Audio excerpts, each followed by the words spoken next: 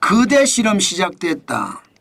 실패하면 정말 끝장. 이게 무슨 말일까요? 무슨 말일까요? 일단 이거부터 보시죠. 이 지표를 보면 이 말이다 느끼실 거예요. 지역화폐. 2025년에 지역화폐 발행액은요. 추정치로 보건대 29조 원, 29조 원. 와, 엄청나죠? 엄청납니다. 예, 2022년 28조 4,560억 원보다 많습니다. 29조 원이면 여러분 이거는 제가 봐서 상상을 초월해요. 2024년에 17조 6천억 원의 지역화폐를 발행을 했거든요. 그런데 2025년 올해는 전년 대비해서 64.8% 늘린다는 거예요. 11조 4천억 원을 늘립니다. 이 정도면 돈 뿌린다고 해도 틀리는 말이 아니죠. 돈 뿌린다고 해도. 게다가 더 놀라운 것은요. 더 놀라운 것은 2018년만 하더라도 4천억 원이었잖아요. 지역화폐 발행액이. 그런데 이게 급속도로 늘어난다는 거. 예. 그러므로 해서 지역화폐라는 게 지역사랑 상품권을 말하거든요. 그 지역에서만 쓸 수 있는 상품권을 말해요. 예. 게다가 지금 정부는요. 지역화폐 사는 금액을 더 늘렸습니다. 얼마를 늘렸느냐. 현재 구매 한도는 70만 원이에요. 1인당. 1인당 구매 한도가. 그리고 할인율은 10% 적용을 합니다. 그런데 구매 한도를 상향했습니다. 70만 원을 200만 원으로 상향했습니다. 그리고 지역화폐 할인율은 15%까지 올렸습니다. 아니 정부 지원금이 많아지니까 정부 지원금이 계속 커지잖아요. 정부 지원금이. 올해만 9천억 원이 올해만 9천억 원.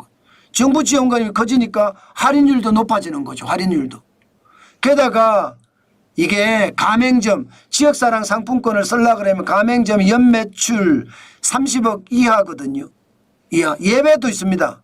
예, 농자재 판매소가 없는 면지역은 하나로마트 농협이죠. 농협의 하나로마트에서도 사용할 수가 있습니다. 쉽게 말하면 지금 지역화폐로 돈을 뿌려서 지역 소비 활동을 권장하겠다. 지금 국내 소비가 완전히 쫄딱 망했으니까 어떻게 하든 지역의 소비를 늘리겠다. 그래서 내수를 키워서 경제가 좀 건실하게 만들겠다. 이게 핵심이란 말입니다. 자, 그러면 과연 이게 실패하면 정말 끝장이 난다 이렇게 이야기하는데 그 말이 맞느냐.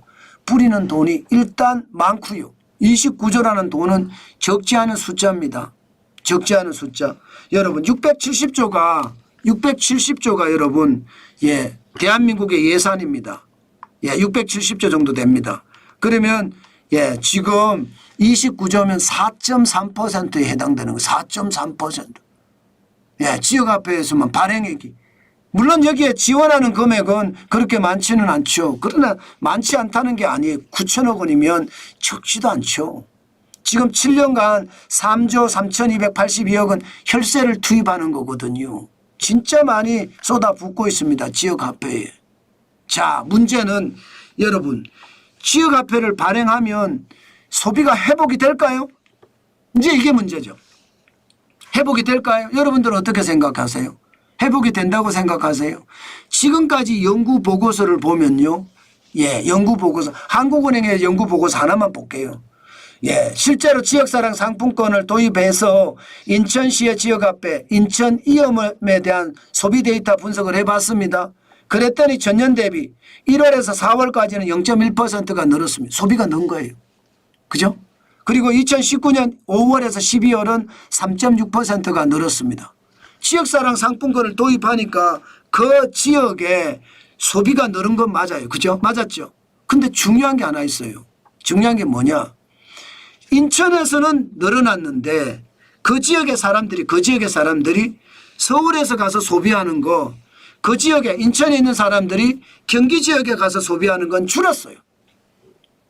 2018년에 예, 59.3%를 예, 많이 소비를 했다면 이게 서울 경기 지역의 역외 소비 비율이 58.9%로 줄어들었습니다. 해외 외부 소비가 줄어들었어요. 그러면 여러분 결국 무슨 얘기예요? 제로 상품권을 지역사랑 상품권을 발행을 해서 그 지역에 쓰게 했더니 거기에 있는 사람들이 다른 지역에 가서 소비를 그만큼 덜 하니까 다른 지역의 소비를 끌고 와서 소비한다는 이야기가 되는 건가요? 소비가 안 늘어난다는 이야기예요. 결론적으로는요. 그러면 소비는 안 늘어나. 돈은 계속 국고보조금을 뿌려. 그러면 나라는 어떻게 될까요? 나라는 소비가 늘어나야 이게 경기가 좋아지면서 세금도 많이 거쳐서 나라 경제가 좋아질 거거든요. 그런데 소비가 안 늘어나 제로섬 게임이 되는 거죠. 제로섬 게임. 예. 뭐 경기 지역에서 늘어났다 이러면 서울 지역에서 줄어드는 거고. 인천 지역에서 늘어났다 이러면 경기 지역에서 줄어드는 거고. 어느 한쪽에서 줄어든다는 이야기잖아요. 제로섬 게임입니다. 그렇게 되면 여러분 결국 나라 부채만 계속해서 늘어나고 나라 부채가 늘어나면 늘어날수록 저는 대한민국의 상황은 점점 더 꼬여간다. 저는 그렇게 생각합니다. 예, 2025년 기준으로 대한민국의 부채 GDP 대비 벌써 49%예요. 1300조 6천억 원. 대단하죠. 저는 이거 말입니다. 앞으로 우리 경제에 엄청난 충격을 줄 거라고 생각해요. 만약 말입니다. 국가 신용 등급을 평가하는 기관에서 대한민국에 대한 국가 신용 등급을 만약에 떨어뜨리면 어떤 일이 벌어질까요? 그때는 대한민국의 충격이 제가 봐서는 만만치 않을 겁니다. 그 정도로 큰 충격이 올 수도 있습니다. 저는 여러분들에게 계속 말씀을 드립니다. 항상 대비를 하고 우리는 준비를 해야 된다. 그 말씀 제가 말씀 많이 드렸죠. 그래서 여러분 반드시 대비하는 거. 그러면 어떻게 대비하느냐. 저는 뭐 여러분들하고 저하고 다를지 모르지만 저는요 이미 말입니다. 해외 주식에 투자하기 시작을 했습니다. 결국 돈을 뿌리면 대한민국의 돈의 가치는 떨어진다. 환율은 계속 올라간다고 보는 거예요. 그러다가 신용등급 전망까지 만약에 떨어뜨리면 위기가 올 수도 있다고 저는 느끼는 겁니다. 그래서 해외 주식시장에 오히려 더 많은 투자를 하고 있다. 저는 그렇게 생각하고요. 지금 현재는 저는 시범 투자입니다. 시범 투자. 서클에 대한 투자나 인텔에 대한 투자가 시범 투자예요. 그런데 시범 투자가 이제 시간이 지나면 본격 투자로 접어들 겁니다. 그러면 저는 본격적으로 해외 주식에 투자하겠다. 그 이야기입니다. 그래야 돈의 가치가 떨어지고 부채에 대한 위기가 터지는 것 제 스스로 제가 방어하는 것이 되는 것은 아닐까.